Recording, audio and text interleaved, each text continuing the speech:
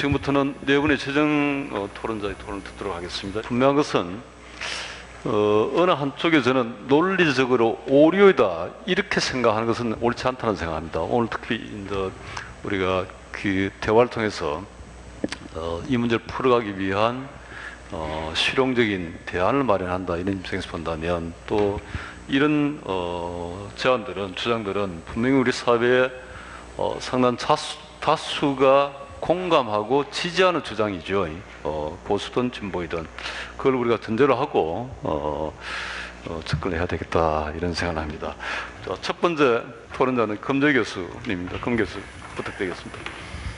먼저 이렇게 소득 불평등의 원인인데요. 저는 크게 한 4가지 정도로 봅니다. 첫 번째는 이제 그동안의 외환위기 이후에 경제가 불균형 성장을 해왔다. 즉 대기업과 중소기업, 또 수출산업과 내수산업, 그 다음에 제조업과 서비스산업 쪽에서 불균형 성장이 임금 격차, 소득 격차의 중요한 원인이라고 저는 보여집니다. 두 번째는 이제 아까 우리 전병규 박사께서 말씀하신 것처럼 중국의 부상이라든가 기술혁신, 또 세계화의 그 심화로 인해서 경쟁이 심해지고 경영 환경이 불확실해지니까 기업들은 아무도 이제 상당히 그 비핵심적인 일자리들을 외주화시키거나 비정규직을 사용하는 그런 현상이 발생하게 되고요. 그런 상황에서 이제 고용 불안은 높아지고 또 사회안전망은 또 취약하고 그 다음에 이제 자기가 직장을 그만두면 갈 자리가 없으니까 대기업과 공공부문의 정규직을 중심으로 해서 자신의 기득권을 보호하려는 움직임이 나타난 거죠. 이건 어떻게 보면 이제 지극히 당연한 현상이다라고 이제 보여집니다. 그것이 또 하나 이제 이중구조를 심화시킨 원인이고 마지막으로는 이제 생산기지 이전, 해외 이전, 또 자동화 때문에 대기업 쪽에서 입직군이 점점 줄어드는 반면에 고령자 또 여성들의 경제활동 욕구는 늘어나고 근데 이 사람들은 대기업에 취직이 안 되니까 저임금 일자리로 몰리게 되고 이쪽 저임금 일자리 쪽에서는 이제 공급관이 발생하게 되죠. 그러니까 이제 그 결과로 대기업과 중소기업 사이에 또 고임금 부분과 저임금 부분 사이에 임금 격차가 확대 또 고착되는 그런 현상이 발생했다고 생각됩니다. 그러면은 이걸 어떻게 우리가 해석할 거냐 문제죠. 그 어떻게 해석할 거냐면 이건 제가 볼 때는 이제 근본적으로 두 가지로 볼 수 있다. 하나는 이제 근로자의 경쟁력, 근로 생산성 차이에서 발생하는 하나의 이제 임금 격차가 불평등이 나타날 수 있고 또 하나는 이제 비경제적인 요인, 즉 차별적 요인에 의한 어떤 이 임금 격차가 있을 수 있다고 보는 거죠. 그런데 제가 볼 때는 이제 결국 경제적인 요인, 즉에 의한 임금 격차가 가장 핵심적인 것이 아니냐라는 생각이 듭니다. 그것에 대한 그것을 방지할 수 있는 그 근거는 저희들이 비정규직과 정규직의 임금 격차를 분해해 보면은 한 4분의 3 정도, 75% 정도는 근로자 간 생산성 차이에 의한 것이다. 즉 뭐냐면 비정규직이 정규직에 비해서 근속기간도 짧고 또 학력도 수준도 낮기 때문에 발생하는 임금 격차로 보는 거고 나머지 한 4분의 1 정도만이 차별적 요인, 즉 노동시장 이중구조에 의한 임금 격차라고 이제 보여집니다. 그렇다 보면 이제 우리가 우리가 해결될 파트는 첫 번째는 이제 이 불균형 성장의 문제, 이걸 어떻게 해결할 것이냐가 이제 일단 논의가 되어야 될 것이라고 생각됩니다. 하지만 이런 문제는 너무나 이제 큰 이슈고 경제 전체를 다 아우르는 이슈이기 때문에 여기서 논의할 건 아니고요. 여기서는 주로 이제 이중구조 측면에서 논의를 하는데 그것의 이중구조 측면에서 핵심적인 이슈는 두 가지로 보여집니다. 첫 번째는 말씀하신 것처럼 정규직과 비정규직 문제를 어떻게 해결할 것이냐. 두 번째는 임금 격차, 소득 격차를 해소하기 위해서 과연 어떤 정책이 바람직하냐 하는 그에 대한 논쟁이 오늘의 좀 핵심적인 이슈라고 저는 보여집니다. 임금 격차, 정규직과 비정규직 이슈에 대해서는 이제 두 가지 입장이 있는 것 같습니다.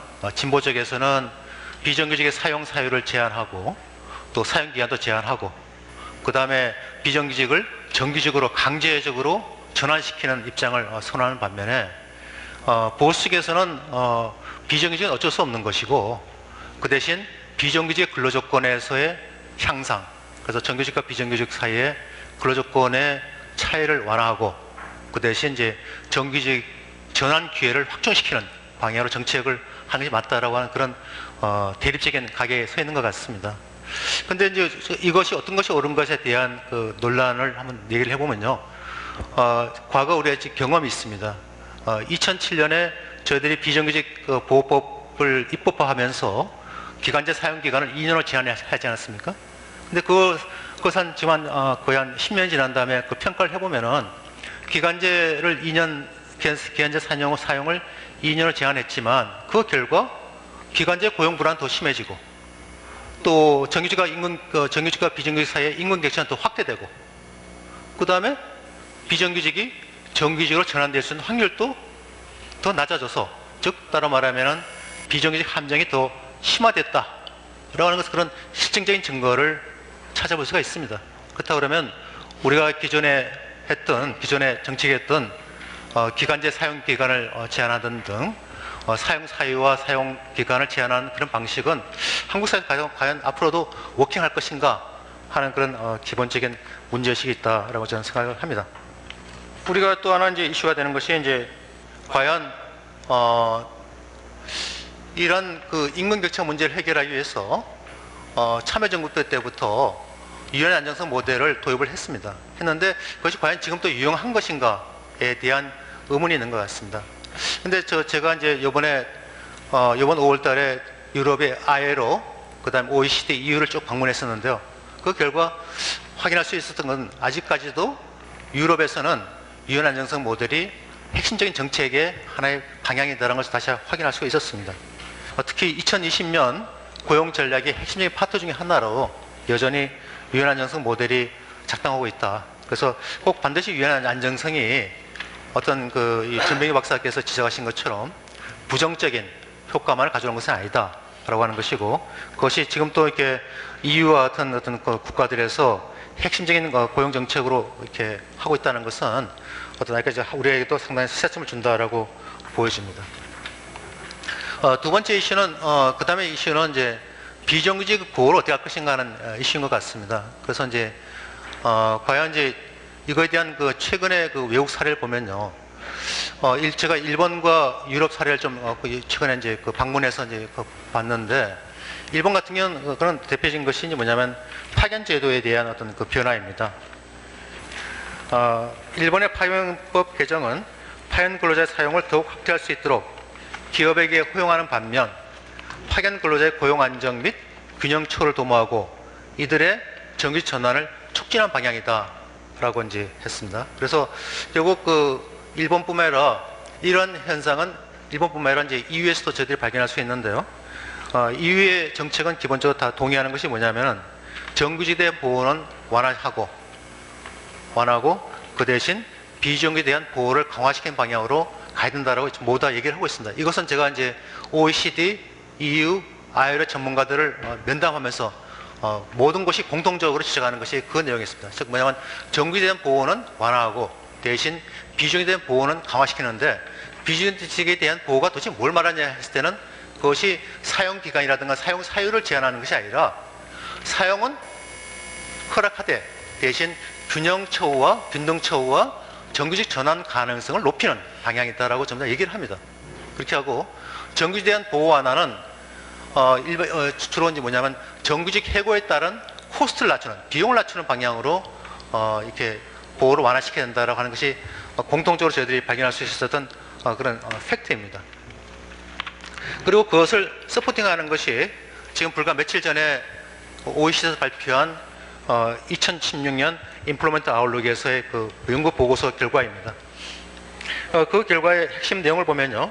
기간제 비중이 높은 국가는 정규직 해고 규정의 완화로 인한 단계적 고용 효과가 매우 적을 뿐만 아니라 회복 속도도 매우 빠르다.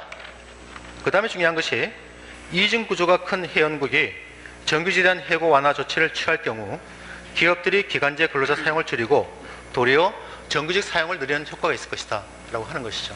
즉 뭐냐면 정규직 근로자에 대한 보호 완화가 궁극적으로는 정규직을 증가를 시키는 그런 긍정적 효과가 있다는 거죠. 이것은 제가 볼 때는 한국의 진보들하고 약간 좀 생각이 다른 것 같습니다. 그래서 한국의 진보들의 생각은 제가 이야기로는 정규직 고용보호를 완화시키면은 비정규직 큰 폭으로 늘어날 것이다 라는 그런 우려를 하고 있습니다. 그렇지만 이제 선진국의 경험에 따르면은 그렇지는 않다라고 하는 것이 이제 이번에 발표된 OECD 임플로먼트 아웃룩의 핵심적인 결과이다라고 보여집니다. 임금 문제, 임금 격차를 해소하기 위한 하나의 방법으로 또 하나 이제 얘기가 되고 있는 것이 최저임금을 올려야 된다라고 얘기를 합니다. 그리고 최저임금뿐만 아니라 저임금 근로자 전반적인 임금을 높여야 된다라고 하는 것이 상당히 강력한 주장으로 되고 있고 많은 설득력을 갖고 있다고 생각이 됩니다. 이것에 대해서도 이제 전병희 교수께서도 그 외국 국가들의 이제 그 실질임금 상승을 이제 설명하고 있는데요. 저도 G20 국가들의 실질임금 상승을 평가를 해보면은 G20 국가들이 글로벌 금융위기에 임금 상승폭이 매우 작습니다. 특히 실질임금 상승은 거의 0%에 가까운 거의 변화가 없습니다. 근데 그것이 한국의 경우는 좀 다르다라고 볼 수 있는 거죠. 한국 같은 경우에는 지난 몇 년 동안에 노동소득 분배율이 계속적으로 급격하게 올랐죠. 그래서 작년 같은 경우에는 우리나라의 노동소득 분배율이 역사상 가장 높은 숫자를 기록합니다. 그것이 62.9%입니다. 그래서 글로벌 금융위기 이후에 노동소득 분배율이 계속 증가됐고 또 그 다음에 이제 그 원인은 그것은 노동소득 분배율이 늘어난다는 것 따라 말하면은 노동시장에서 이중구조, 즉 소득 불평등도가 완화되고 있다는 거죠. 그래서 그것이 결국 어떤 식으로 나타나냐면 진위계수의 개선, 그 다음에 근로빈곤 계층의 감소 형태로 이제 나타나는데 그것이 특히 언제 나타나냐면 2010년 이후에 그런 현상이 나타납니다. 그렇다고 그러면 한국 같은 경우는 그처럼 소득 분배가 개선된 원인이 뭐냐 봤을 때는 제가 볼 때는 크게 두 가지로 보여집니다. 하나는 뭐냐면 복지 분야, 교육 복지 분야에서의 일자리 창출입니다. 두 번째는 정부가 조세 및 복지 정책을 통해 가지고 소득 재분배 정책을 썼는데 그것이 작동한 것이죠. 그래서 한쪽에서는 복지 분야를 중심으로 한 일자리 창출, 두 번째는 조세 및 복지 정책을 통한 소득 재분배 정책, 이것이 우리나라의 노동소득 분배율을 높이고 진위계수를 낮추는 핵심적인 원인이었다. 그러면 이 정책이 과연 잘못된 것이냐? 이 이슈가 있는 거죠. 그러니까 앞으로 소득 분배, 이러한 정책은 저는 제가 할 때 계속 지속적으로 추진해 나가야 된다. 최저임금을 올리는 방식이라든가 임금수를 올리는 것보다는 차라리 조세 정책 또는 복지 정책, 그 다음에 일자리 창출 정책을 통해 가지고 소득 분배의 불평등을 해소하는 것이 가장 바람직한 길이고 그것이 지난 몇 년 동안에 우리나라에서 워킹했다는 것을 보여준다. 그 얘기를 저는 드리고 싶습니다. 그래서 그런 측면에서 본다 그러면은 앞으로의 성장 정책도 결국은 일제 중심의 정책으로 가야 된다라고 보여지는 거거든요. 그에 대한 근거는 이렇습니다. 제가 2000년부터 2014년 동안에 15년 동안의 데이터를 분석해 보니까 고용률이 올라간 해에는 진위계수가 떨어집니다. 그 상관관계가 0.484입니다. 굉장히 높은 거죠. 즉 따라 말하면 무슨 얘기냐면 일자리 질은 나쁘더라도 일단 고용률이 올라가게 되면은 저임금 일자리에서의 인력 부족 현상이 생기니까 저임금 일자리에 임금이 올라가야 됩니다. 임금이 올라가야 되니까 그것이 결국 전체적인 소득 불평등을 완화시키는 효과가 있는 것이 아니냐 하는 그런 이렇게 확신을 가지게 되고, 따라서 우리나라에서 임금 정책도 최저임금을 올리거나 저임금 근로자의 임금을 단순히 상승시키는 정책이 아니라 어떤 고용률 제고를 통해서 저임금 근로자의 임금도 올라가는 그런 노동시장적인 시장 친화적인 정책이 바람직하고, 그런 측면에서 우리가 미흡한 파트, 즉 특히 저임금 근로자 같은 경우에 대해서는 조세 정책과 EITC 같은 거죠. 조세 정책이라든가 복지 정책을 통해 가지고 그 사각지대를 메꿔주는 그런 정책이 앞으로 지속적으로 추진돼야 된다고 생각되고, 그런 관점에서 저는 이게 노동시장 불균형 해소를 위해서라도 직접적인 개입보다는 고용률 제고가 우선돼야 되는 것이 아니냐 하는 그런 생각을 하게 됩니다. 네, 감사합니다. 예, 대단히 감사합니다. 그 다음에는 우리 박태주 교수이시죠? 예, 불평등, 특히 노동시장의 불평등 관련해서 굉장히 많은 문건들이 있었고, 또 제 기억하기로도 이런 토론회가 참 보수 진보는 아니겠습니다. 상당히 많은 토론회가 개최되기도 했습니다. 문제는 큰 성과가 없은 것 같다 한 느낌을 갖고 있습니다. 극단적으로 말하면 주인들에게는 물어보지도 않고 객들끼리만 짚고 까불고 했던 그것이 하나의 이유가 될 수는 없었던가, 이런 흔히 말하는 자기들만의 리그에 빠져 있었던 것은 아닌가 하는 생각을 가지고 있습니다. 기본적으로 불평등이라는 것은 그 권력관계 표현이다라고 저는 보고 있습니다. 예를 들어서 그 최인기 그 선배께서 법 한두 개 바꾼다고 되는 일이냐? 현장에서 잘해야지. 현장에 가면은 노동조합이 있습니다. 근데 막상 노동조합은 분수에서 빠져버립니다. 예를 들어 전병규 교수께서 그 정규직의 고용보호 기제를 좀 완화시키고 비정규직의 격차를 좀 해소하는 방법이 없겠는가? 이른바 또 더 거창하게 웨이지 모더레이션이라는 표현을 쓰고 있습니다만도 이것이 현장에서 받아들여질까라고 묻는다고 한다 그러면은 받아들여질 가능성은 현재로서는 없죠. 우리 하기 좋은 말만, 듣기 좋은 말만 하고 있는지도 모르겠다 하는 생각들을 가지고 있고, 다시 말씀드리면은 그 권력 관계의 분석이 빠져 있다. 권력은 오로지 하나의 권력만 이야기하고 있습니다. 정치 권력만, 정부 권력만 이야기하고 있는 거죠. 마치 정부만 잘하면 다 해결될 수 있는 듯이, 더 나아가서 개혁적인 정권이 들었으면 혹시 더 나아지지 않겠느냐는 막연한 기대를 갖고 있고, 이른바 위로부터의 개혁을 일방적으로 상정하고 있는 것 같다라고 보고 있는 거죠. 실제로 노동시장에 있던 불평등이라는 것은 이중적인 권력의 표현이죠. 이중적 권력관계의 표현이다. 첫째, 노동시장에서 노사관계라는 하나의 권력구조가 거기에 나타나고 있다라고 보는 거죠. 누가 뭐래도 노동조합이라는 것은 이른바 경제적 이해 다툼의 일차적인 당사자고, 임금격차 심화된 중요한 이유 중 하나가 고용보호와 임금보호와 관련한 노동조합의 힘이 약화되기 때문이다 하는 사실들은 인정하고 지나가야 된다.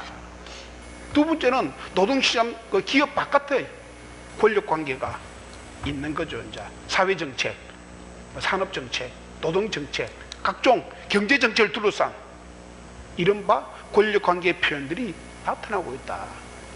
그렇다고 우리가 가난이라고 말하는, 빈곤이라고 말하는 것은 두 가지가 결여된 상태죠. 첫째는 돈이 없어서 당연히 가난한 거고, 가난하니까 돈이 없는 거고, 두 번째는 이 사람들이 권력이 없는 거죠. 가난한 사람들이 가난한 이유는 권력이 있기 때문이다. 자기들에게 유리한 정치적 결정을 이끌어낼 만한 그 힘을 갖고 있지 못한 거죠. 그래서 그 사람들이 가난한 거다. 불평등하고 임금 격차를 갖다가 감수해야 되는 사람들이 되고 있다라고 좀 보고 있는 거죠. 자, 이런 그 위로부터의 계획을 얘기한다 하더라도 위로부터의 계획이 실패한 사례들을 우리는 잘 알고 있습니다. 아래로부터의 어떤 그 힘으로, 아래부터 올라온 힘으로부터 지지되고 동원되지 않으면은 그 힘은, 위로부터의 계획이라는 것은 그야말로 공수표로 그치는, 오히려 더 큰 갈등을 유발한 우리 사례들도 우리들은 충분히 알고 있습니다. 그래서 제가 드리고 싶은 이야기는 그렇습니다. 이제 그 타협 가능한 솔루션이라고 아까 최인기 선배께서 말씀하셨는데, 논리적인 그 타협 가능한 솔루션도 중요하겠지만은 현실적으로 어떻게 우리들이 그것을 만들어낼 수 있겠는가. 예를 들어서 우리가 우리 노동시장의 불평등에 관련해서 논리가 모자라서 이 불평등이 심화되는 것을 방치하고 있는 것인가, 아니면은 노동시장 내에서 안팎에서 벌어지고 있는 권력관계를 우리들이 제대로 분석하지 못하고 다루지 못함을 해가지고 이런 문제가 벌어지는 것 같다가 한 번 더 살필 필요가 있겠다. 그러면 제가 이제 어떤 권력관계가 중요하다라고 이야기하면은 그 다음에 나오는 질문은, 도대체 대한민국의 현재 오늘날 이 노동조합이 이런 역할을 담당해낼 만한 그런 자신은 돼 있고 역량을 갖추고 있는가 하는 부분이 곧바로 들어오는 질문입니다. 알다시피 조직률은 굉장히 낮습니다. 노동조합의 기업별 체제로 조직되어 있어가지고 이른바 집단 이기주의 화신이다. 오히려 노동조합이 임금 격차를 확대시키고 더 나아가서 사회정책, 재분배 정책을 반대하는 반복지 세력이 되고 있다 하는 지적들도 우리는 듣고 있습니다. 그렇다고 해서 노동조합이 상당한 이참 진보 정당이 오늘 이 상황에서 노동조합이 정치 영향을 가질 수 있는가, 도대체 이 노동조합한테 무엇을 우리가 기대할 수 있는가 하는 질문들이 곧바로 들어오는 내용들입니다. 저는 분석이 정태적에서는 안 된다. 좀 더 동태적으로 사실들을 바라보면 좋겠다 하는 생각들을 갖고 제가 말씀을 드립니다.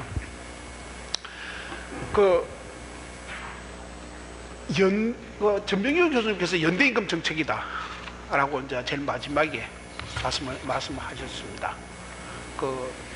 제가 볼 때는 중요도에 비해서 충분히 어떤 다루지 못했다는 아쉬움도 들고 있고, 노동조합을 여전히 대상화하고 있다는 주체로 삼고 있지 않다는 점에서 조금 아쉬움도 있고, 더 나아가서 권력관계 측면에서 노동조합을 바라보지 않는다는 측면에서도 조금은 저는 아쉬움은 가지고 있습니다.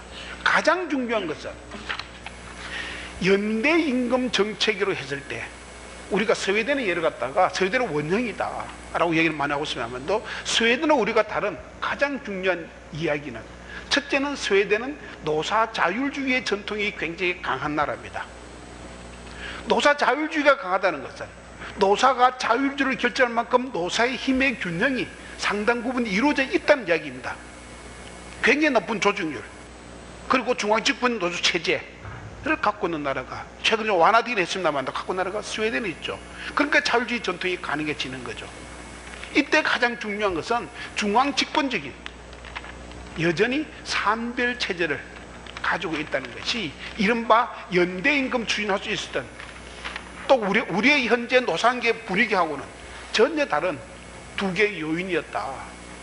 그것이 이른바 연대임금 정책의 내용까지도 바꾸는 역할을 할 것이 아닌가라고 보고 있습니다.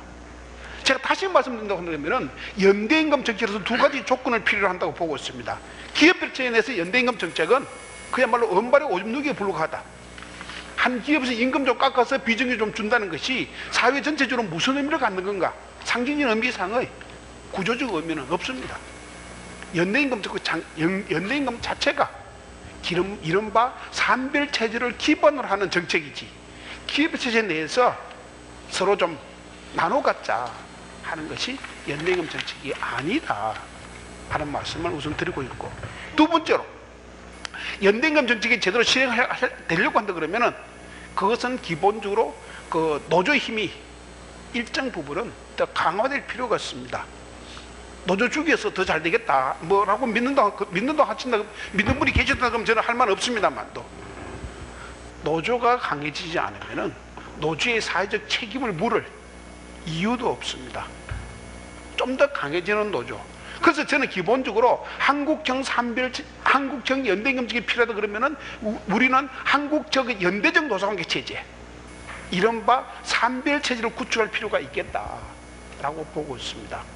산별체제라는 것은 일반적으로 당연히 산별주의 체계를 출발점으로 하겠습니다만도, 중요한 요소는 산별교섭체제뿐만 아니라 사회적 대화체제, 경영 참가까지도 포함한다라고 보고 있습니다. 산별교섭체제에 대해서는 기본적으로 유럽의 분권화 경향을 우리가 발현한다 그러면은 조정된 분권화, 사측의 이해도 선호도 반영될 수 있는 교섭 구조로 가는 노력이 중요하다.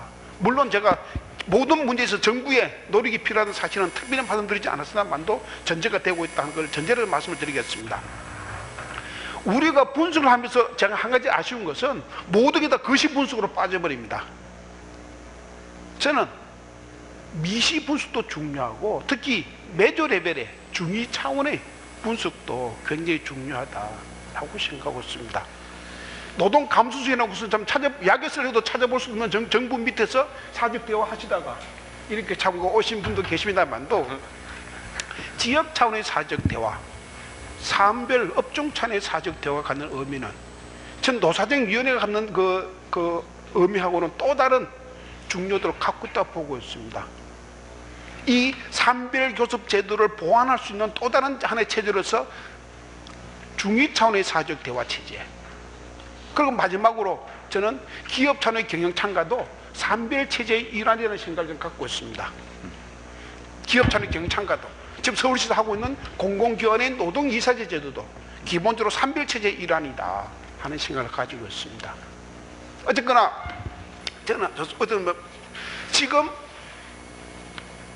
지난 어떤 노무현 정부 시절에 산별 교습이 금속, 보건, 의료, 금융의 산별 교습이 시작됐습니다. 지금 중위 차원의 어떤 사회적 대화를 위한 노력은 계속되고 있고 기업 차원의 공동결정 제도를 위한 노력도 계속되고 있습니다. 제가 드리고 싶은 이야기가 그렇습니다. 권력관계로 바라봐줄 수 있고 권력관계의 핵심은 정부의 제도적 노력과 그것이 기본적인 인프라를 깐다고 한다 그러면 촉매제 역할을 한다고 한다 그러면 노사의 연대적 노력이 결국은 노사의 불평등을 해소하는 데 있어서 중요한 하나의 이른바 참 솔루션이 될 수 있지 않겠는가 하는 말씀을 제가 드립니다. 이상입니다. 예, 수고했습니다. 다시 이제 보수 토론자입니다. 김대리 교수 부탁드립니다. 예, 발표하신 내용보다 이렇게 토론에서 약간 간극이 좀 벌어지는 것 같아서 일단 좀 숨도 고르고 분위기 전환도 하기 위해서 좀 서서 하겠습니다. 저희가 이제 불평등이 이제 증가하는 확대되는 요인을 보면 이제 시장의 요인이 있고 제도적 요인이 있습니다. 시장에서는 뭐 그냥 일반적으로 얘기하는 노동 수요와 노동 공급 얘기고요. 제도적 요인은 지금 여기서 많이 지적된 이중 구조의 문제가 있는 것 같습니다. 그래서 대기업과 중소기업 그리고 노조와 비노조, 정규직, 비정규직 이쪽에 이제 이중 구조가 이 불평등의 원인으로 이제 지적이 되는 거죠. 물론 둘 다 이제 맞는 말씀입니다만 이제 제가 오늘 여기서 좀 드리고 싶은 말씀은 물론 이제 제도적 요인이 중요하지 않은 요인이라고 말씀드리는 건 아니고 그렇지만 우리나라의 지금 노동시장의 불평등을 유발시키는 그 가장 근본적인 요인이 제도적 요인이냐라는 부분은 약간 좀 생각해볼 필요가 있을 것 같아서 말씀드립니다. 이건 지금 전병희 교수님께서 발표하신 논문에서 지금 인용을 해온 건데요. 지금 우리나라의 패턴이 이제 임금 불평등가 내려갔다가 올라가는 양상이죠. 네, 내려갔다 올라가는 양상인데 지금 이 부분이 문제가 되는 건데 오히려 초점을 그럼 여기서는 어떤 일이 있었길래 내려가는 건지 그걸 맞춰보면 예를 들어서 내려가는 기간과 올라가는 기간의 차이가 우리나라에서 이중구조가 없었다가 생긴 건지 아니면 이중구조가 약했지만 강화된 건지 뭐 이런 심화된 건지 이런 이슈인지 아니면 그게 아니라 그런 제도적인 요인을 설명하기 어려운 그런 어떤 메가 트렌드인지를 좀 판단할 필요가 있다고 봅니다. 그래서 보시면 그 이중구조에 이제 대표적으로 나오는 중소기업과 대기업 그리고 노조 부분, 비노조 부분 그리고 말씀 좀 이따 보여드리겠습니다만 정규직, 비정규직 이걸 비교하면 이 90%와 10%의 임금 갭이 내려갔다 올라가는 패턴은 모든 부분에서 공통적으로 보입니다. 그러니까 대기업과 중소기업이 벌어지기 때문에 이게 지금 이니퀄리티가 증가하는 것이 아니라 대기업 가운데서도 내려갔다 올라가고 중소기업에서 내려갔다 올라가고 다 하는데 오히려 보시면 알겠지만 대기업에서 올라가는 속도가 더 빠르고 노조 부분에서 올라가는 속도가 더 빠릅니다. 그러니까 이게 과연 이제 비노조와 노조, 대기업과 비노조, 대기업과 중소기업 이 간극의 변화를 통해서 아까 보여드렸던 이 패턴이 설명이 되는 거냐라고 그렇게 보기는 어렵다는 말씀이고 그리고 이제 이 비정규직, 정규직은 사실 이 자료가 이거는 2006년부터 밖에 없기 때문에 조금 애매하긴 한데 여기서도 별 차이 없다가 2009년 이후부터 조금 올라가는 비정규직에서 올라가는 양상이 보입니다. 그래서 이거 여기서는 해석이 좀 여러 개가 있겠지만 뭐 정말 비정규직의 문제다라고 볼 수도 있고요. 아니면 뭐 사실 2009년이 이제 기간제법의 실효성이 발생하기 시작한 시기이기 때문에 이제 그걸 반영할 수도 있고요. 정확하지 않습니다. 어쨌든 여기서는 좀 앞에랑 다른 부분을 보입니다. 결과적으로 이제 아까 말씀드린 그 그래프를 보시면 어떻게 보면 이제 제도적 요인도 중요할 수 있지만 시장에서 어떤 변화, 뭔가 제도적 요인을 넘어서는 메가 트렌드가 있다라는 걸 말씀드리려고 하는데요. 메가 트렌드의 원인은 뭐냐면은 일반적으로 노동 수요의 고급화입니다. 양극화죠. 뭐 다 아시다시피 재계와 기술 진보, 그 다음에 최근에 많이 나오는 게 이제 ICT 발전, 이것이 이제 4차 혁명이 어떻게 된다 말씀 많이 들으실 거고요. 그리고 또 하나의 추세는 슈퍼스타 마켓 추세입니다. 뭐냐면 전 세계 시장을 몇 개의 기업들이 다 독점을 해버리는 거죠. 이런 요인들은 어떤 식으로 작용을 하면 노동 수요를 양극화시킵니다. 즉, 탑에 있는 스킬 디맨드를 늘리고 뭐 중간에 있는 거 많이 줄이고 하는 거죠. 그런데 이제 그럼 거기에 대해서 공급은 어떻게 잘 하고 있었냐 보면 이제 노동 수요는 탑에서 늘고 있는데 공급은 과연 탑에서 늘어줬느냐? 공급이 잘 맞춰졌으면 상관이 없을 텐데 공급이 잘 못 맞춰져 갖고 결과적으로는 이 공급은 중간을 좀 키우는 공급이었다라는 말씀을 드리려고 합니다. 그걸 보시면 최근으로는 양쪽으로는 고급화되고 있는데 공급이 그러니까 예를 들어 80% 이상이 되어간다거나 그렇지만 질적으로는 고급화되지 못하고 있다라는 그런 이제 양상을 보여드리려고 하는데요. 왜냐하면 이건 OECD P사에서 이제 우리나라가 98년도에 가입을 했기 때문에 2000년도부터 이제 P사에서 15세를 대상으로 하는 학력평가 결과입니다. 거의 이제 우리나라에 참가했을 텐데 이건 2000년도 자료고 그 다음에 2003년, 6년, 9년, 12년, 15년 계속했는데 이 패턴이 바뀌진 않습니다. 다만 이제 자료를 그림을 그리기가 제일 편한 자료가 2000년도 자료이기 때문에 말씀드렸는데요. 이건 이제 언어 능력이고요. 이거는 지금 평균 수대로 늘어납니다. 평균. 요 가운데가 평균이고요. 그럼 뭐 핀란드가 높고 뭐 그다음에 캐나다가 잘 안 보이는데 그렇게 높습니다. 근데 우리나라는 평균은 한 5, 6이 되는데 여기 보이는 건 요거와 요겁니다. 뭐냐면 여기는 그러니까 각 나라에서 95% 상위 95%에 있는 애들의 성적입니다. 이건 각 나라에서 하위 5%에 있는 성적이고요. 보면 우리나라는 각 나라에서 95%가 상위 5% 성적은 굉장히 낮습니다. 나라들 비교해서. 어떻게 보면 이 얘기는 뭐냐면 우리나라 평균은 높은데 우리나라 꼴찌가 전 세계 꼴찌에서 1등인 거죠. 그래서 이제 평균이 높은 거고 우리나라 탑은 별로 안 좋은 거죠. 이게 이제 수학에서는 평균은 높지만 비슷한 양상이 보입니다. 조금 컴프레스돼 있고 과학에서도 마찬가지고요. 우리나라 과학이 2000년도에 1등을 했습니다. 그렇지만 탑은 1등이 아닙니다. 마첨이 1등이고 그것이 이제 최근에 와서 이제 많이 이제 떨어지는 양상도 보이고 어쨌든 무슨 말씀이냐면 중간에 몰린 교육을 하는 겁니다. 그러다 보니까 어떻게 되느냐?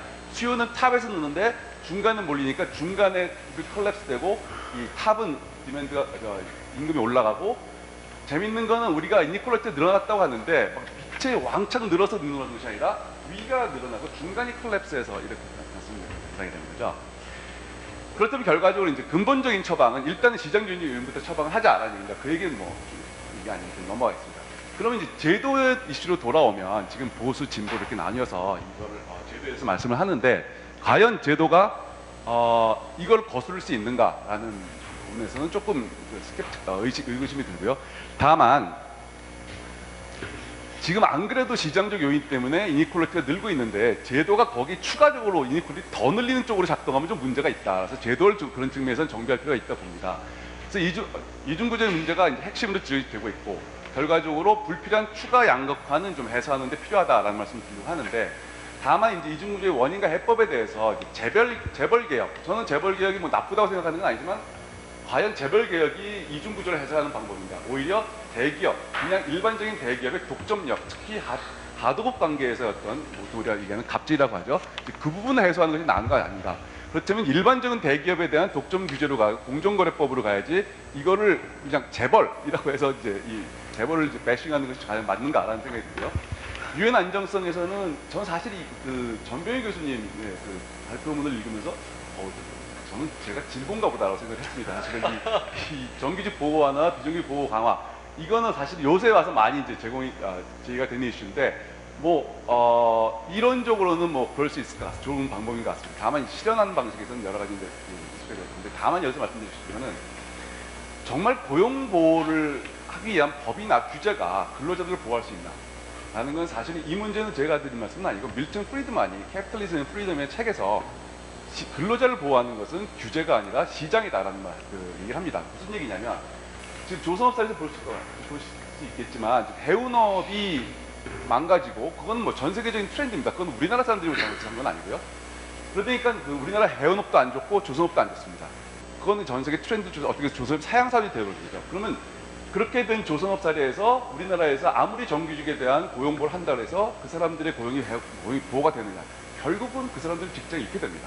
중요한 거는 보호가 아니라 시장에서 실력을 키우는 게 더 중요한 거죠. 그래서 그런 측면에서 좀 물론 보호를 하지 말자는 얘기는 아니지만 고용보호를 하면서도 이것으로 모든 게 해결이 된다라고 보시면 안 될 것 같고 보완적으로 근본적으로 이렇게 근로자들의 실력을 아까 말씀드린 교육을 통해서 좀 실력 있는 근로자를 키워내는 그런 게 중요하다고 생각을 합니다. 그리고 연대 임금이 이제 이슈가 나왔는데요. 아이디어 자체는 그렇게 지금 벌어지고 있는 불평등에 대해서 어떤 엔타이시즘 정책이라는 측면에서는 이 이슈가 될 수 있을 것 같습니다. 다만 제가 이거에 대해서 지금 최근에 와서 탑에 대한 수요가 그렇게 많이 늘고 있는 상황에서 어떤 임금을 중간에 맞춰서 이 연대를 한다는 것이 얼마나 그 실효성이 있을까라는 의구심이 있고요. 또 하나는 그 사례를 하나 드리려고 하는데요. 미국에서 최저임금을 올리려고 했을 때 물론 이제 주별로 따로 올리지만 최저임금 올리는데 모든 기업들이 반대한 건 아니에요. 최저임금 올리는데 찬성한 기업들이 있습니다. 어떤 기업들이냐면은 캘리포니아 쪽 이 서부 해안 지역에 있는 그 평화 지역이죠. 거기 있는 노천광에서 채광 사업을 하는 그런 그 기업들은 다 찬성을 했습니다. 왜냐하면 그 경쟁 상대가 어디였냐면은 펜실바니아주의 이 산맥에서 이 채광 사업을 하는 그 기업들인데 애플라치안 사업은 일단 깊이 파고 들어가서 채굴을 해야 됩니다. 그러니까 거기는 굉장히 레이버 인텐시브했고 파고 들어가서 근로자들이 들어가서 결과적으로 광부들이 채굴을 해야 되는 거였고 이 캘리포니아 쪽은 노총광이었어요. 기계로 다 했습니다. 많은 경우에. 그러니까 최저임금이 올라가면 노총광에서 이 기계로 이 채굴을 하는 기업들은 비용이 별로 안 올라갑니다. 근데 노동집약적인 애플라치안 지역의 그 채광들은 이 광산업자들은 비용이 많이 올라가죠.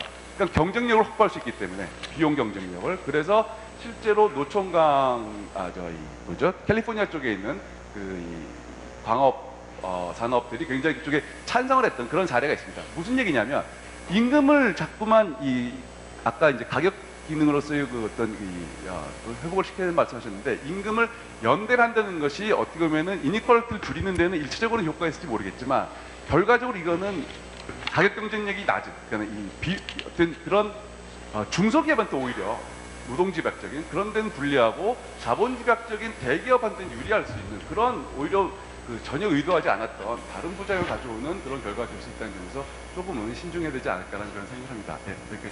예, 수고했습니다. 마지막으로 우리 김유선 박사님 토론 부탁드립니다. 일단 저는 정책이나 대안과 결부에서는 타협이나 조정이 가능하다 이렇게 봅니다만 팩트는 좀 분명히 해야 된다 이런 생각을 갖습니다. 일단 최영기 전 원장님 발표문에서 보면 약간 좀 착오가 있는 것 같습니다. 그래서 여기 유연성 순위로 해서 일반 해고 23위, 집단 해고 4위 그건 맞는데 임시직 규제 26위는 34에서 26가 더 빼가지고 9위가 맞는데 이게 거꾸로 좀 잘못 보신 것 같다 하는 말씀을 드리겠고요. 그 면에서 여기 자료 피거 2.6 해가지고 보면은 OECD 평균적으로 정규직의 해고와 관련된 보호조항이 평균적인 건데 한국의 경우에는 그것보다 조금 낮게 돼 있다 하는 말씀을 드리겠고 피거 2.7에서 보시면은 기간제 근로에 대한 규제 부분을 보면은 한국의 경우에는 평균에 비해서 한참 밑으로 있어가지고 대단히 보호 수준이 낮은 것으로 돼 있다 하는 말씀을 갖다 드리겠습니다. 그 면에서 우리의 노동시장이 평균준 이상으로 경직적이다 하신 것 자체는 일단 팩트하고 좀 안 맞다 하는 말씀을 드리겠고요. 진보 진영은 노동이동의 실태 등을 근거로 해서 우리 노동시장이 실제로는 결코 경직적이지 않다고 주장한다. 그러나 이것은 대기업을 정규직을 대상으로 하냐 영세업체 비정규직을 대상으로 하냐에 따라 달라질 수 있는 문제다. 이 말을 쓰면 당연히 지당하신 말씀인데 이런 표현을 갖다 할 때의 뉘앙스는 뭐냐면은 전체 실태로 보면 우리 같은 경우가 경직적이지 않지만은 대기업이나 정규직으로 보면은 상당히 경직적이다 하는 부분 갖다가 밑에 깔고 있다 이렇게 보입니다. 근데 여기 제가 보완했는데 노동부 고용보험 통계 연보에서 보면은 일단 300인 이상 사업체 피보험자 323만 명 중에서 한 해 이직자가 114만 명이다. 해서 이직률이 35% 해가지고 중소기업보다는 낮지만은 사실 대기업의 경우에도 1년에 3분의 1이 직장을 하다 옮겨 다닐 정도로 고용은 대단히 불안정하다.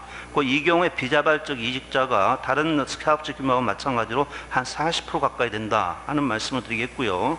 그 다음에 여기 2번 경할 해가지고 해놓은 거는 뭐냐면은 우리나라의 경우에 하도 정규직의 경우에 상당히 경직적인 것처럼 얘기를 해서 정규직의 경우에 근속 부분하고 따로 뽑아본 겁니다. 14% 있는 부분은 저희가 분류하는 정규직 방식이고 20.1%는 정부가 분류하는 분류 방식이고 한데 이 경우 어디를 놓고 봐도 다른 나라 전체 노동자 평균하고 비교해 봐도 한국의 경우에 정규직이 더 상당히 경직적이다 하는 근거는 발견할 수 없다 하는 말씀을 드리겠습니다. 최영기 원장님께서 다른 부분 다 좋게 잘 쓰시다가 약간 여기서 보면 비정규직을 줄이기 위하여 사용사유 제한 등으로 규제를 더욱 강화하고 사내하도급 남용과 불법 파견의 확산을 근로행정의 강화나 또 다른 법규로 막으려는 시도는 사회적 지지를 얻기 어려울 뿐만 아니라 입법이 된다 하더라도 소기 성과를 낸다는 보장도 없다 해서 요것 자체만을 보면 사실 입법 무용론 내지는 행정 무용론 이렇게까지 붙여 보입니다. 다른 사람들의 경우에도 경우에도 법제도만으로 모든 문제 해결될 수 있다 이렇게 생각하는 경우는 없습니다. 그럼에도 불구하고 일정 부분에 자기 나름대로 역할은 있다 하는 말씀을 드리겠고, 그 다음에 사회적 지지를 얻기 어렵다 했는데 박근혜 정부가 대선 때 공약했던 상시 지속적 일자리는 정규직 직접 고용, 이 부분이 제가 볼 땐 사실상은 사용사유 제한이다 이렇게 봅니다. 이 부분은 상당한 정도로 사회적 지지를 얻고 있는 그 같은 공약이다 이렇게 보이고, 그 다음에 이제 사내하청의 경우 같은 경우에도 대부분 현행법상 다 이제 불법 파견들인데 이것과 겹쳐서 풍선 효과 같다 이 얘기를 갖다 하셨습니다만은, 제가 볼 때는 이거는 기간제 이어가지고 이 같은 상해하청을 현행법에 따라서 제대로 법 적용을 안 하고 있다든가, 또는 제도의 미비를 보완하기 위한 노력이 기울여지지 않은 데서 봤다는 건 아니냐 이렇게 보이고, 풍선 효과를 갖다 얘기한다면 저는 오히려 두더지 효과 비슷하게 두더지 게임처럼 쫓아다니면서 그 부분은 좀 일정 부분 제어를 갖다 해야 된다 하는 말씀을 드리겠습니다. 그 다음에 대안해가지고 있는 부분에 대해서 대부분 좀 동의합니다. 그래서 이제 저임금 비정규직 노동시장에 직무급 임금체를 갖다 형성하자 하는 부분에 대해서는 동의하고요. 저임금 비정규직 노동시장 같은 경우 아무런 임금체계가 없다 보니까 전부 다 최저임금만 쳐다보고 있다 하는 상태에서 이 부분 필요하다 이렇게 보이고, 법적인 견제와 유인장치를 강구해서도 연장근로 가능하다 개선하자, 노동시간 단축 이 부분에 대해서 동의한다 하는 말씀을 드리겠습니다. 근데 두 번째의 경우에는 대체로 동의하면서 약간의 좀 뉘앙스 차이가 있겠다 이렇게 보이는데, 이미 사회적 합의로 확인된 노동개혁 과제들을 2016년 정기국회에서 우선 처리하고 했는데, 제가 볼 때는 앞서 발제 과정에서도 작년에 있었던 구의론과 대타협 이른바 얘기하는 부분을 상당 부분 이제 합의 내지 그 같은 것을 보십니다만은, 그 경우에는 노동계에서 극히 일부에서 이렇게 추진한 것으로 보이고, 다수의 경우에는 그 부분에 대해서 동의하지 않는다 하는 말씀을 드리겠습니다. 그 면에서 이미 합의된 부분 이렇게 하셨는데, 보완 차원에서 결과적으로는 마찬가지일 수 있겠습니다만은, 국회가 중심이 돼서 일단 노동개혁 과제들을 전반적으로 좀 논의하는 한시적 기구를 갖다 구성하고, 그러면서 합의된 사안부터 좀 단계적으로 추진하는 것이 오히려 맞지 않겠냐. 그리고 한 판의 빅딜 이렇게 하기보다는 스몰 딜을 갖다 반복하는 방식에서 좀 찾을 수 있겠다 이렇게 보입니다. 그리고 정부 쪽에서 내놨던 노동개혁안 중에서도 일단 기간제법은 정부가 포기했고, 파견법의 경우는 그 부분은 도저히 논의가 안 될 사안이고, 나머지 부분들 같은 논의를 하다 보면은 상당 부분 접점이 가능하지 않겠냐 이렇게 본다 하는 말씀을 드리겠습니다. 그 다음에 전병유 교수 발제와 겹쳐서 약간 보완 말씀을 드리면은, 임금 불평등이 증가를 하고 있습니다. 그런데 보면은 2008년 3월부터 2012년 8월까지 MB정부에서 계속 증가하다가 박근혜 정부 때 좀 약간 떨어졌다 다시 증가하고 있는 것으로 나옵니다. 그런데 이와 같은 원인은 다른 것 아닙니다.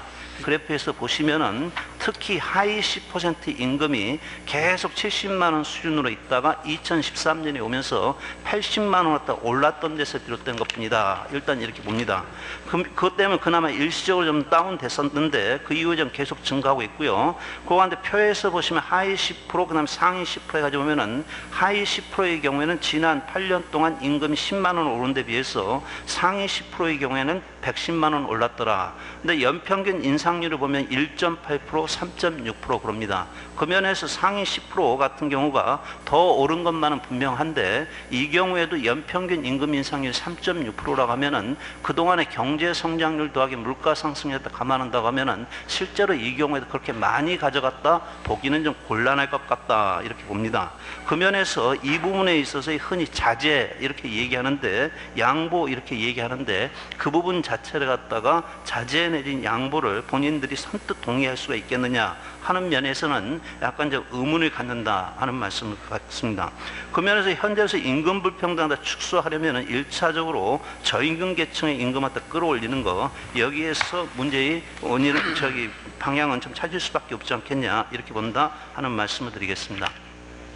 유연 안정성 전략이 이중화를 완화하는가 해가지고, 아마 전병희 교수께서는 그동안의 유연 안정성 전략을 갖다가 그동안 이제 정부에서 추진한 결과 전혀 이제 애초에 얘기되던 것과는 방향과는 달리 갔다 하는 면에서 유연 안정성 전략 자체에 대해서 문제를 갖다 좀 제기를 하고 있는 것 같습니다. 그와 같은 부분에 대해서 저도 동의를 하고요.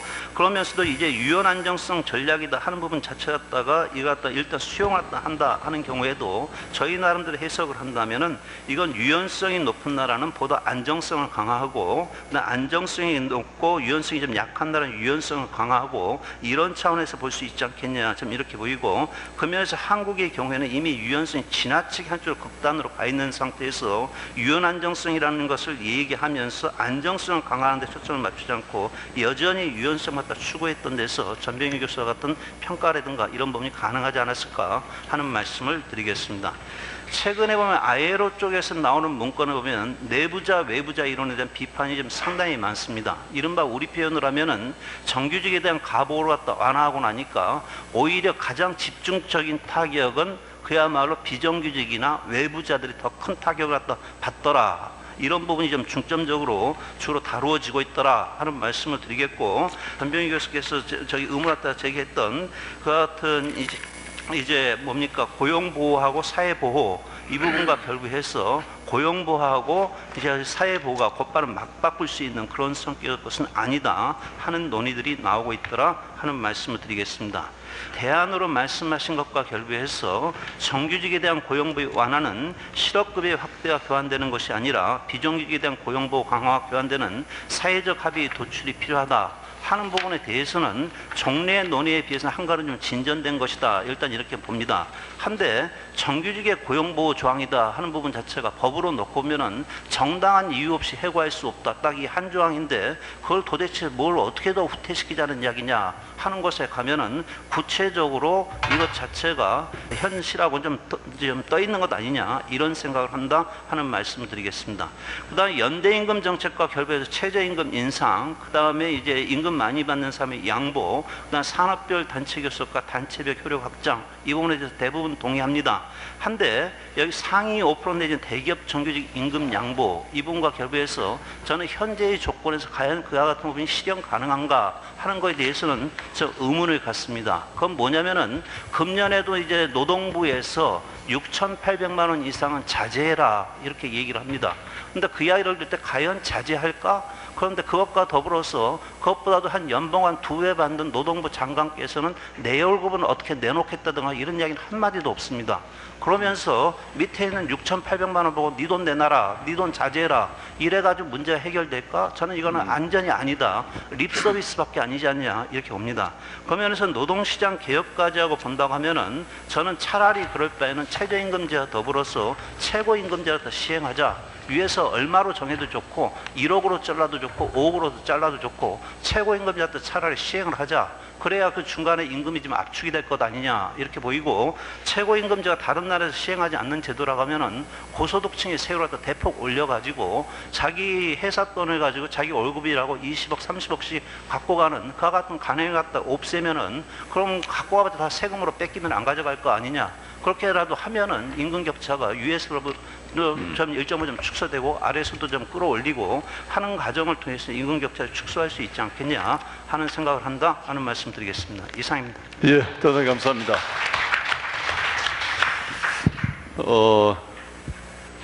지금 이제 두 분 발표하신 분의 대답을 들어볼까 하는데, 정의사입니다. 아까 뭐 잘못 읽은 것 같다고 하시는 게 있어서 그것만 좀 말씀을 드리면, 그거는 집단 해고하고 일반 해고를 합치면 그 13위가 맞고 일반 해고만 따로 띄어서 하면 이게 23위인가 그래요. 근데 23위라는 의미는 무슨 의미냐면 뭐 34개국인가 몇 나라 중에 우리나라보다 일반 해고가 더 유연하다고 점수가 나온 나라가 이게 22개가 된다 그런 의미입니다. 그러니까 그래서 일반 해고는 집단 해고보다 훨씬 더 경직적인 거로 이렇게 평가가 되고 있고, 기간제 그 템포러리 고용에 대한 규제도 우리보다 더 유연한 나라, 점수가 더 낮은 나라 세 보니까 25개 나라다 이런 의미로 같은 통계인데 그런 것 같고요. 그리고 박태주 박사님이 이제 그러니까 산별 교섭, 그 산별 협약의 어떤 일반 적용, 그러니까 적용을 확대하는 그런 걸 통해서 이제 임금이나 이런 그 근로조건 같은 걸 표준화하자. 근데 그거에 어느 정도 컨센서스가 있어서 그 노력을 막 기울였던 때가 있어요. 그게 이제 노무현 정부 시절에 그 노력을 사실은 많이 기울였고, 그래서 그 산별로 전환하는 법적 제약을 이렇게 풀어주기도 하고 그랬습니다. 그래서 산별로 이제 가려고 하는 노력들을 많이 기울였지만, 실제 그거는 노사관계 내의 어떤 역학관계로 인해 가지고 산별로 제대로 못 갔거든요. 그러니까 그거는 그런 상태에서 정부가 더 개입을 해서 산별을 약간 강제를 하고 거기서 맺은 협약을 일반 구속력으로 시장에 다 뿌려줘라, 이렇게까지 가는 거는 이렇게 실현 가능성이라든가 그 시장의 힘이 더 커진 지금 상태에서 그게 가능하겠나, 이런 생각이 들고요. 그래서 그 법을 가지고 이제 뭐 노사관계 역학관계를 바꾼다든가 고용 그 규제를 통해서 이렇게 시장을 이렇게 막 한 방에 움직이려고 하는, 그게 좀 얘기하긴 깨끗하고 좋은데 이게 언제나 해법일 수 있는 거예요. 10년 전에도 해법이고 10년 후에도 해법이고 이럴 수 있어요. 그렇지만 현실은 전혀 변하지 않는 그 상태일 수 있기 때문에 그 보수 진보 편갈라서 논쟁하기는 좋지만 그 실제 시장에 무슨 영향을 줄까 하는 그런 생각이 듭니다. 그래서 훨씬 더 현실적인 해법은 우리가 그런 사례들이 있단 말이에요. 광주광역시라든가 서울시라든가 뭐 지방자치단체 공공부문에서, 국회도 이번에 그걸 합니다. 정세균 의장이 가신 다음에 그 시도를 하는데, 그러니까 비정규직의 해법의 하나의 그 일종의 솔루션을 제시한 거거든요. 그거는 뭐냐면 상시 지속적인 업무라면 정규직으로 채용을 한다. 대신 임금 근로조건은 정규직하고 똑같게 해달라고 하지 마. 이 제안인 거예요. 이게 타협적 제안인 겁니다. 근데 나는 그거는 받아야 된다고 봐요. 그런 거는. 그래서 공공부문에서 우리가 정규직화 시켜라 뭐 이렇게 얘기는 할 수 있지만, 시킬 수 있는 구체적인 방법으로는 직무조사를 하는 거예요. 어떤 비정규직, 어떤 간접 고용들이 지금 시장에서 많이 이렇게 활용이 되고 있는지를 직무 단위로 조사를 해가지고 그걸 약간 표준화시키고 거기에 프라이싱을 하는 겁니다. 이 직무는 시장에서 지금 얼마짜리다 하고 이 표준 직무와 표준 임금 같은 걸 정보를 제공하는 거예요. 해서 그걸 하나의 기준으로, 시장에서 활용할 수 있는 기준으로 해주면 정규직화 시키는 게 훨씬 부담이 덜한 거예요. 그리고 그런 직무 분석이나 직무 평가를 통해서 기준들을 마련해주면 많은 민간 중소기업에서 임금 책정할 때도 그걸 기준으로 삼을 수 있는 겁니다. 그게 직무형 노동시장으로 가는 어떤 인프라를 깔아주는 거라고 나는 보고, 거기에 대해서는 노동계도 무조건 정규직화 시켜서 기존의 정규직이 받던 임금을 다 보장해라, 일거에 보장해라, 이거는 저는 과욕이라고 보고, 비용은 그 회사 쪽 걸 받아주고 고용 안정은 노조 쪽 노동자들 얘기를 들어주고, 이 타협을 하는 게 나는 그래도 지금의 이중 구조를 완화하는 현실적인 하나의 솔루션이 되지 않을까, 이런 생각입니다. 네. 몇 가지 말씀드리자면은, 아까 양쪽에서 좀 이제 다른 지점들이 있는 것 같아요. 예를 들어 아까 유연 안전성에 대한 평가나 고용보호의 효과나 뭐 OECD나 ILO가 서로 좀 다른 결과들을 보여주기도 하고, 실제로 EU 내에서도 아마 유연 안전성 가지고 아주 치열하게 토론을 했던 것 같아요. 2007년, 8년 토론을 해서 EU 2020 플랜을 짤 때 어떻게 합의를 할 거냐 가지고도 엄청 싸웠던 것 같아요. 그래서 사실 이 부분은 다양한 이해관계자나 서로 다른 생각을 가진 사람들이 합의를 이끌어내는 어떤 그런 과정 자체가 참 중요하다, 뭐 이제 그런 생각들이 좀 많이 들고요. 또 하나는 저도 이제 원타임 빅딜은 한국에서 그렇게 효과적이지 않다고 생각을 해요. 근데 과연 어떤 정부 위로부터의 어떤 개혁이냐, 아니면은 직무형 노동시장이나 산별체계나 중범이나 그 현장에서의 어떤 변화를 이끌어내야 되는지, 이 부분에 대해서도 저는 참 고민되는 지점들이 많이 있을 수 있다고 생각이 돼요. 또 현장으로 내려가면은 저도 이제 대학에서 보직을 하면서 사용자 입장에서 이제 단협에도 들어가 보고 그랬어요. 그래서 비정규직 문제도 좀 이렇게 노조 쪽하고 이렇게 협상도 해보고 그랬는데, 현장에 가면은 우리가 가지고 있는 역사적 문화적 또 이런 놈이라는 게 있어가지고 참 그걸 바꿔내는 게 참 우리나라 과연 직무형 노동 시장을 현장에서 만들어내는데 얼마나 걸릴 건지 참 그 고민되는 지점들이 있어요. 그럼에도 불구하고 저는 양쪽에서 다 노력이 필요하다고 봅니다. 그래서 현장에서 직무형 노동 시장을 형성하거나 산별체계 노조를 제도화하거나 하는 데 있어서 다양한 실험들은 꾸준히 더 많이 이제 실험될 필요가 있다고 생각을 하고, 다른 한편에서 위로부터의 어떤 정부 차원의 제도나 정책도 대단히 중요하다고 봅니다. 우리나라의 어떤 지난 단기간 한 3, 40년의 역사적 과정을 보면은 여전히 정부가 대단히 중요한 역할을 했기 때문에 이제 그런 부분을 무시할 수는 없다라는 생각도 또 들고, 마지막으로 이제 구조조정 요새 이제 이슈인데 아마 김상조 선생님 훨씬 더 잘 아실 텐데, 이 고용보호의 가치, 최저임금의 효과, 이것도 워낙 이제 논쟁적인 부분들이 많아서 지금 조선, 해운 뭐 이제 구조조정을 하고 있는데 과연 고용보호를 해야 될지, 이것도 이제 판단이 좀 필요한 부분인 것 같아요. 이제 최저임금의 효과는 분명히 구조조정 효과가 있어요. 그래서 뭐 최근에는 뭐 좀비 기업이라고 다 하는데, 일정한 임금을 주지 못하는 기업들을 우리가 어떤 형태로 끌고 가고 이것도 구조조정을 해낼지, 이것도 참 고민이 많이 되는 지점이라서 저는 애매하게 이제 사회적 분담 방안 뭐 이렇게 이야기를 했는데, 그런 중소기업이나 자영업 부분을 비중이 워낙 높잖아요. 그래서 그런 부분을 구조조정하는 효과가 있기 때문에 저도 대안은 없지만은 사회적 차원에서 고민이 좀 필요하다, 뭐 그런 정도로 말씀드리겠습니다. 여러분 보시다시피 아직은 견해 차이가 상당히 있는 부분도 있습니다. 그러나 이게 다 우리 모두의 문제이기 때문에, 또 이 문제 해결 없이는 모두에 말씀드렸듯이 한국 경제 사회가 지속 가능하지 않기 때문에 다 함께 풀어가야 되지 않겠냐 하는 생각을 합니다. 오늘 이 자리가 이 문제를 해결하는데 좋은 계기가 되기를 기대하면서 또 감사 인사 드리면서 토론에 마치도록 하겠습니다. 여러분 감사합니다. 수고하셨습니다.